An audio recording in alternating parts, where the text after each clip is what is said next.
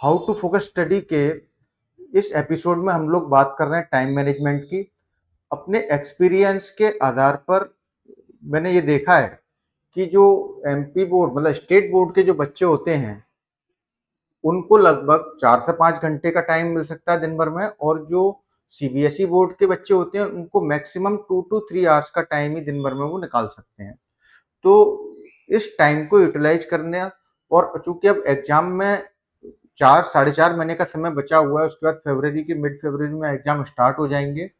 तो हम टाइम को कैसे यूज करें जिससे कि हम अपने बेस्ट आउटपुट निकाल पाएँ। देखिए, इसमें हमको क्या होना चाहिए कि सबसे पहले हमको अपने जो आगे के जो क्लैरिटी होना चाहिए फ्यूचर के बारे में। It is too early to say anything, ये बहुत जल्दी है कि हम ये बता पाएँ या हम ये सोच पाएँ कि बच्चे आगे जाकर क्या करेंगे। फिर भी हमारे दिमाग में कुछ क्लैरिटी होना चाहिए, क्योंकि टाइम लिमिटेड है। उस लिमिटेड टाइम का यूज़ हम कुछ ही चीज़ों में कर सकते हैं, और स्टडी मैंडेटरी है। आप अभी जिस फेज में हैं, 10th-12th में हैं, तो उसमें पढ़ना सबसे ज़रूरी काम है। उसके बाद साथ में आप दूसरे काम को प्रायोरिटाइज़ कर सकते हैं।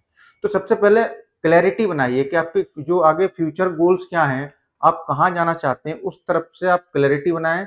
जब क्लैरिटी बन जाएगी, जब आपको क्लैरिटी होगी, उसके बाद ही आपको मोटिवेशन, डिटर्मिनेशन, डिसिप्लिन सब चीज़ डेवलप हो जाएँगी। मुझे भी ध्यान नहीं कि मैंने कहाँ पढ़ा था, लेकिन अ, मैंने ये पढ़ा हुआ है कहीं कि पहले एक्शन से मोटिवेशन आता है। ये सही भी है, अपने एक्सपीरियंस से भी मैं कह सकता हूँ कि एक्शन से मोटिवेशन आता है, और मोटिवेशन से फिर हम एक्शन करते हैं।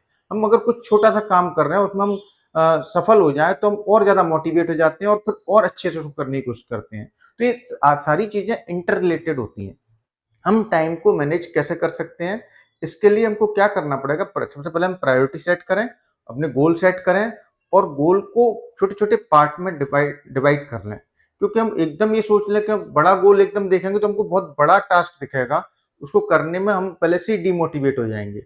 आप डेली मतलब डे वाइज़ उसको गोल को एनालाइज़ करें, और डे वाइज़ ही सेट करें। आप छोटे-छोटे पार्ट कर लें, और अपनी प्रोग्रेस को, अपने कमिटमेंट को पर डे के हिसाब से उसको एनालाइज करें, और उसको अपन बोल सकते हैं उसको परफॉर्म करें। हम कर क्या सकते हैं? देखिए, हम ये मान सकते हैं कि 2 to 3 आवर्स का समय तो बच्चों को मिलता ही है। अब इस समय के अलावा हमको क्या करना है, जो हम अभी तक नहीं शायद कर रहे हैं, कि हमको स्कूल्स के टाइम को और कोचिंग्स के टाइम को मैक्सिमम यूटिलाइज करना है। स्कूल में अगर आपके स्कूल के लॉन्ग आवर्स हैं, तो उनमें निश्चित तौर पर फ्री आवर्स रहते हैं, फ्री पीरियड्स रहते हैं। कोशिश ये करिए कि स्कूल का जो वर्क है वो स्कूल में ही कंप्लीट कर लें। स्कूल का काम कोशिश करें कि आप घर ना ले जाया जाए, वहीं पर कंप्लीट हो जाए।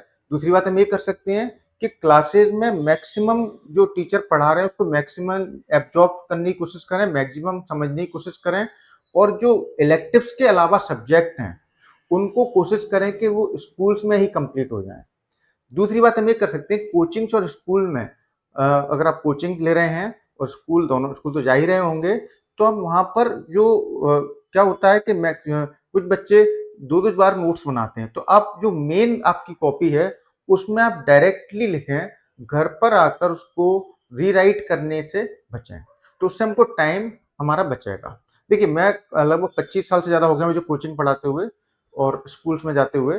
तो हमारे यहाँ जो पैटर्न है वो ये है कि हम यहीं पर ही कोचिंग में ही रिपीटेशन टेस्ट सारा कुछ कोचिंग टाइम में ही करा देते हैं बच्चों को। तो यही पैटर्न आपको फॉलो करना चाहिए जिससे कि आपको समय बच पाए। घर में सिर्फ जो टाइम है उसको आप मैक्सिमली रिवीजन के लिए यूज करें। एक और काम आप कर सकते हैं कि जो आप अगर इस समय तक मुझे लगता है कि आपके अटेंडेंस जो है लगभग कंप्लीट हो चुकी होंगी, 75% तक अटेंडेंस मोस्ट ऑफ स्कूल्स में, मोस्ट ऑफ बोर्ड्स में चाहिए होती हैं। तो इसके बाद आप एक और काम कर सकते हैं कि आप अपने कन्वीनियंटली शेड्यूल्स के हिसाब से वीक में 1 हॉलिडे या 2 हॉलिडे ले सकते हैं, जैसे भी आपको कन्वीनियंट हो। तो उस टाइम से आप ज़्यादा टाइम मेकअप कर सकते हैं, और उसको टाइम को आप यूटिलाइज़ कर सकते हैं अपने पढ़ने में।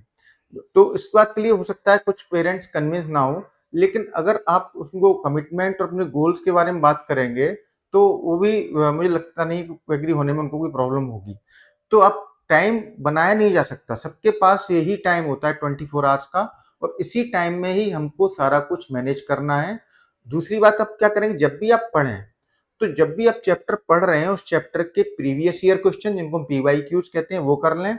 उसके जो मेन टॉपिक हैं, जो भी टॉपिक पढ़ रहे हैं, जो भी सब्जेक्ट पढ़ रहे हैं, चैप्टर पढ़ रहे हैं, उसकी जो हाईलाइट पॉइंट है वो एक साइड में लिख लें। आप हाइलाइटर का यूज कर सकते हैं, आप स्टिक नोट्स का यूज कर सकते हैं। इससे क्या फायदा होगा कि नेक्स्ट टाइम रिवीजन के टाइम पर आपको हो सकता है पूरा चैप्टर नहीं पढ़ना पड़ेगा, उन पॉइंट्स को देखकर ही आपका चैप्टर रिवाइज हो जाएगा, जिससे कि आपका टाइम बच सकता है। तो मुझे उम्मीद है कि इन चीज़ों पर आप ध्यान रख के आप अपने टाइम को मैनेज करने की कोशिश करेंगे और आप लोग अपने बेस्ट परफॉर्मेंस को अचीव करेंगे।